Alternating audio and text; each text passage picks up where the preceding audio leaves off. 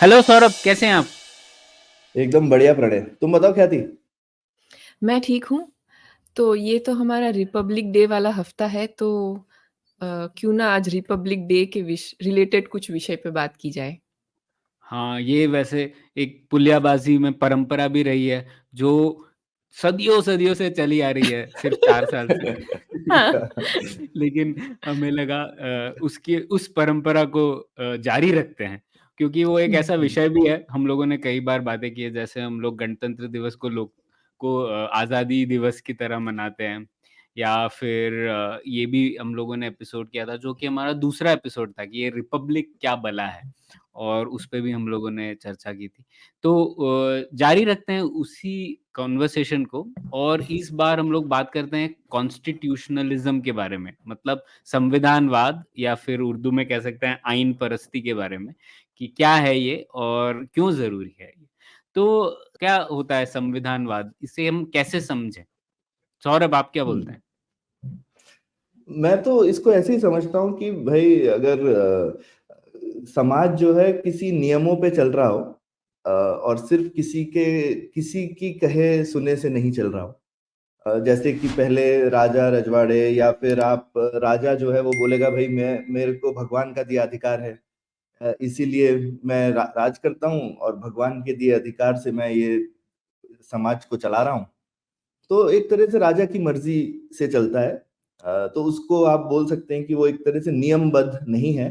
पर उसमें एक चीज है, आप बोल सकते हैं कि भाई राजा भी नियमों में बंधा है टेक्निकली। प्रैक्टिकली शायद ऐसा नहीं होता, है ना। तो प्रैक्टिकली तो ठीक है, राजा राजा कुछ भी कर सकता है, लेकिन उसको लोग कहेंगे अरे नहीं है तो नियम ही, लेकिन राजा अगर अच्छा नहीं है तो वो वैसा है। तो मुझे लगता हुँ, है इसमें एक जो मॉडर्न तरीका है वो ये है कि वो नियम जो है वो मतलब they are subject to reason, कि वो आप उस पे वाद विवाद कर सकते हैं, और तर्क के हिसाब से वो नियम डिसाइड होते हैं, और वो नियम चेंज हो सकते हैं समाज की परिस्थितियों के हिसाब से, लोगों के हिसाब से। ये नियम जो है वो ऊपर नीचे हो सकते हैं। तो ये नियम है जो समाज खुद बनाता है अपने लिए, कहीं से टपके हुए नियम नहीं है ऊपर से।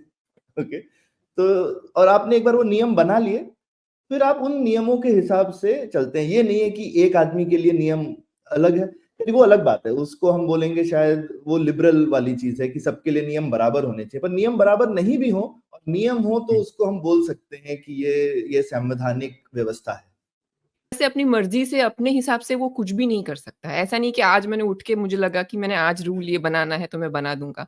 उसको वो उसको हम कॉन्स्टिट्यूशन कहेंगे कि एक प्रकार का कॉन्स्टिट्यूशन है, कुछ नियम बने हुए हैं और उस नियम के अंदर बंध के उसको अपना राज्य चलाना होगा। ये अपनी मर्जी की बात नहीं कर सकता है वो एक मुझे इम्पोर्टेंट डिस्टिंक्शन लगता है। वरना हम्म। मतलब ऐसा कॉन्स्टिट्यूशन हो सकता है, मतलब थियोरेटिकली, कि वो उसमें ऐसा लिखा हो कि ठीक है ये जो राजा सिलेक्ट करके आएगा वो कुछ भी कर सकता है, मतलब ऐसा भी हो सकता है, बट फिर वो कॉन्स्टिट्यूशनलिज्म नहीं कहा जाएगा, फिर वो उसको कुछ और ही कहना चाहिए, शायद वो कॉन्स्टिट्यूशन कहलाने के लायक नहीं होगा। हुँ।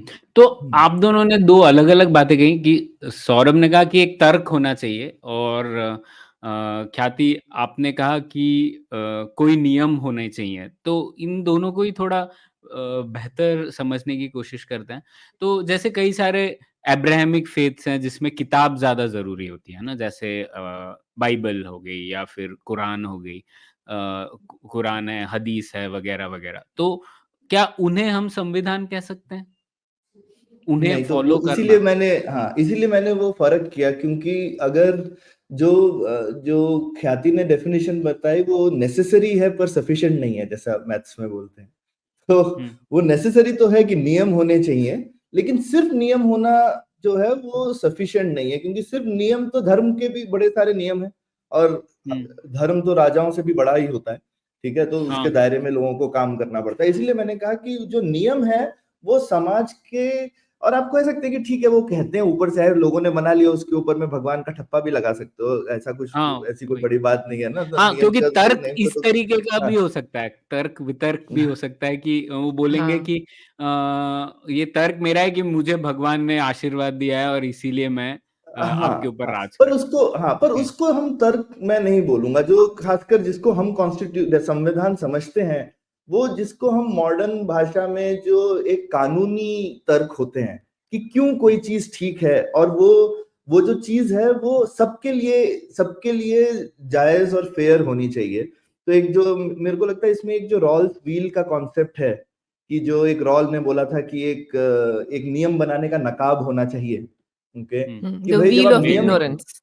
व्हील ऑफ इग्नोरेंस, बिल्कुल बिल्कुल। तो वो एक नकाब ये है कि भाई आपने वो एक पर्दा करके रखा है, जब नियम बना रहे हैं तो आपको ये नहीं पता है कि वो नियम किस पर लागू होगा, अदरवाइज तो आप आदमी देखकर कभी भी कोई भी कन्वीनियंट नियम बना सकते हैं। ये एक इंपॉर्टेंट चीज है कि संविधान भी एक सेट ऑफ नियम है, वो समाज अपने तर्क से अपने सामाजिक परिस्थिति के हिसाब से बना रहा है, और फिर वो चेंज हो सकता है। ये बहुत इंपॉर्टेंट पार्ट है मेरे हिसाब से संवैधानिक व्यवस्था का, क्योंकि अगर वो चेंज नहीं हो सकता, क्योंकि अगर आप उस पे भगवान का ठप्पा लगाते हैं तो फिर तो वो जिसको बोलते हैं परमानेंट हो गया ना, कभी बदल नहीं सकता, ठीक है, हमेशा के लिए। और कोई भी चीज हमेशा के लिए तो नहीं हो सकती।